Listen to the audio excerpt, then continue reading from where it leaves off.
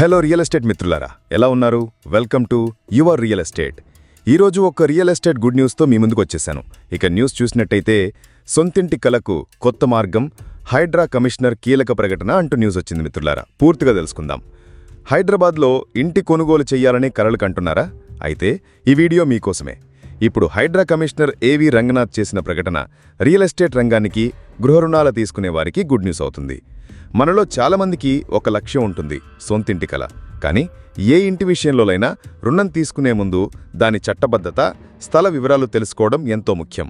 ఇదే విషయాన్ని హైడ్రా కమిషనర్ రంగనాథ్ గారు గుర్తుచేశారు. ఇల్లు కొనాలని రుణం తీసుకునే వారికి బ్యాంకులు ఇచ్చే రుణాలు బాధ్యతగా ఉండాలన్నారు.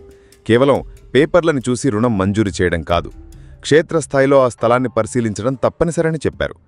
హైడ్రా అంటే కేవలం కూల్చివేతలే కాదు, ఇది పర్యావరణ హిత నగర అభివృద్ధికి కృషి చేస్తున్న సంస్థ.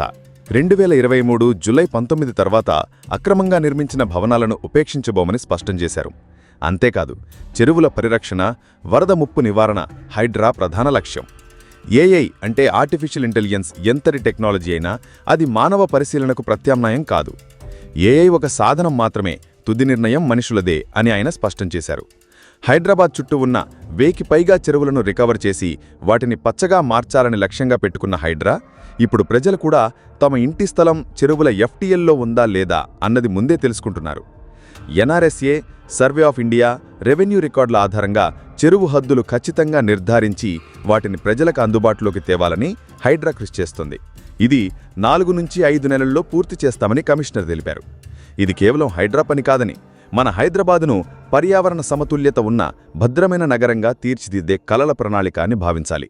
ఇకపై ఇల్లు కొనాలంటే పేపర్లే కాదు, స్థలాన్ని చూడండి, చెరువులు, నాళ్లు ఉన్నాయా చూసుకోండి. ఇలాంటివి మీకు తెలిసుండాలంటే మన యువర్ రియల్ ఎస్టేట్ ఛానల్ను సబ్స్క్రైబ్ చేయండి. ఈ వీడియో ఉపయోగపడితే షేర్ చేయండి.